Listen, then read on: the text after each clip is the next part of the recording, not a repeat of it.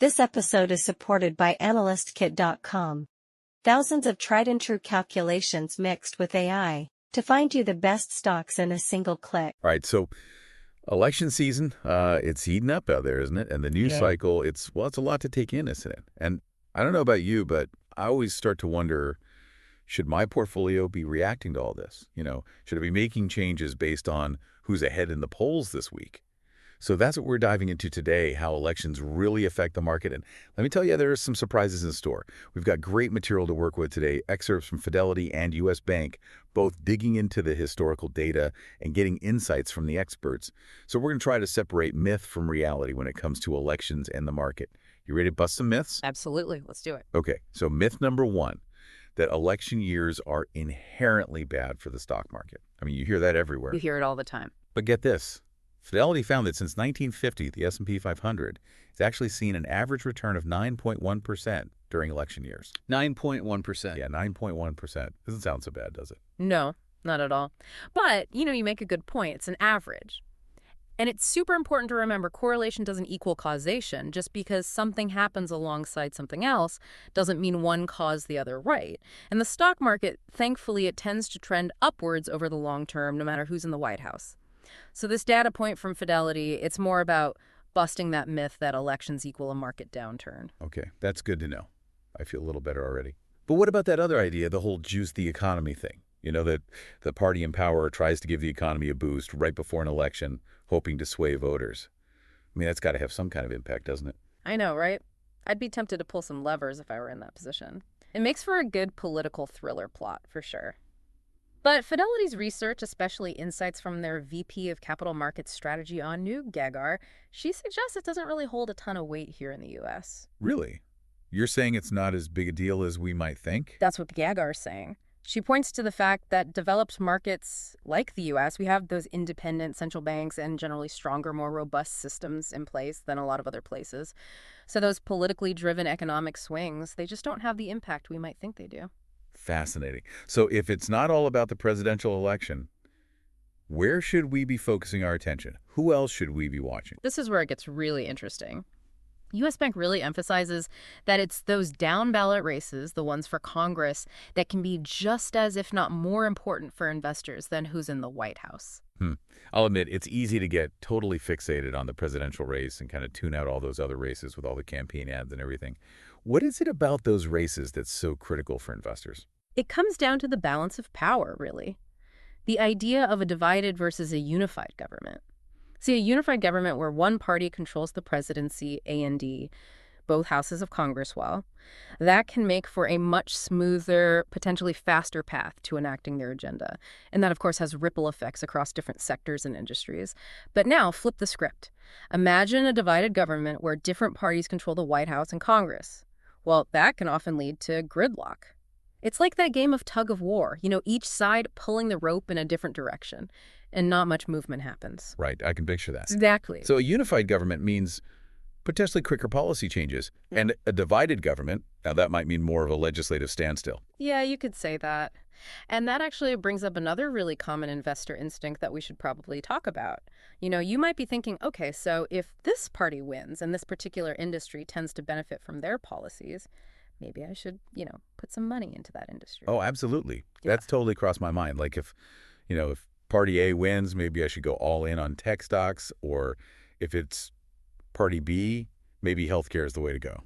I think a lot of people fall into that line of thinking, but both Fidelity and U.S. Bank, they actually advise against making these big investment decisions based only on, predicted policy changes. Oh, really? I'm curious, why is that? Why shouldn't we try to get ahead of the curve like that? Well, there are a few reasons. For one thing, campaign promises they're one thing right. But the reality of governing, of actually getting things done or not getting things done, let's be honest, especially in those cases of gridlock, can be a whole different story.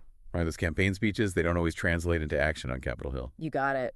And Fidelity's Anu Gagar, she brings up another really good point. Historically, there just aren't that many consistent patterns when it comes to sector performance in elections. Trying to pick winners and losers based just on which party wins is, well, it's pretty risky. Yeah, that makes sense. Okay, so Maybe trying to time the market based on specific sectors during an election year, maybe that's not the best approach, duly noted. But what about that other big election year myth? The one that says one party is just inherently better for the market than the other. Is there any truth to that at all? That's a big one, right? It's a popular one for sure. But both Fidelity and U.S. Bank, in their research, they actually debunk that myth pretty convincingly. When they looked at the historical data, it showed that the S&P 500 has actually performed well under pretty much every combination of president and Congress, regardless of party. Interesting. So the market really doesn't seem to care if it's looking at a sea of red or a wave of blue, huh? It's pretty fascinating, right? And it gets even more interesting. There's actually some evidence to suggest that divided government, the one that seems like it would be a recipe for stagnation, has actually been correlated with stronger market returns in some cases. Wait, really? Divided government? I always thought gridlock was like the enemy of progress, at least when it comes to the markets. Yeah, right, you'd think so. But one theory that researchers have is that gridlock can sometimes lead to get this less policy uncertainty. And the market hates uncertainty. So even the possibility of a little more stability, well, it can make investors feel a bit more confident. So I guess when one party doesn't have free rein to make huge changes, it can actually create a more stable, more predictable environment for businesses and investors, which then makes everyone feel a little more secure. Exactly. And that stability can translate into more confidence in the markets. So that leads us to the big question. What does all of this mean for us as investors? We're trying to make sense of this election year roller coaster and make smart decisions about our money. So I guess trying to pick a winner in the political arena isn't necessarily going to make us winners in the market. Right, exactly. It's tempting to think that way, for sure. But like I said, the experts at both Fidelity and U.S. Bank, they're pretty clear on this one. Trying to time the market based on election outcomes is, well, it's usually a losing game. Okay, so then what should we be doing instead? It's easy to feel kind of powerless when there's so much uncertainty in the air. I get it. It's totally understandable. But here's the good news. This is where we can actually empower ourselves as investors. And it's a lot simpler than we might think. Focus on the fundamentals, not the forecasts. Tune out that election noise and just stick to your long-term investment plan. Music to my ears. Sticking to the plan, it's always easier said than done, though, isn't it? Especially when it feels like the news cycle is working overtime. Oh, for sure. It's normal to get caught up in the excitement of it all, the debates, the predictions, all that. But remember, at the end of the day, it's things like corporate earnings, interest rates, overall economic growth. Those are the factors that have the biggest impact on your portfolio in the long run, way more than the political horse race. Yeah, right. Those fundamentals are what really drive the market. Exactly. It's a good reminder that we actually have more control than we think. Yeah. We can choose what we pay attention to, how we react to those market ups and downs. I love that. This has been a really eye-opening deep dive. I had no idea that elections could be so, well, maybe not boring, but definitely less market moving than I thought. It's all about perspective, right? The political stuff, it's exciting, no doubt about it.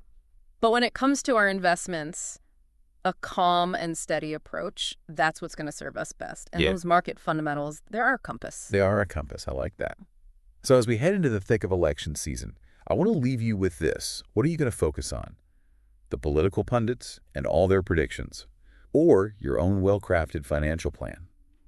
That's it for today's deep dive. We'll be back next time with another fascinating topic, ready to separate fact from fiction and give you those aha moments that make you the most informed person at every virtual table.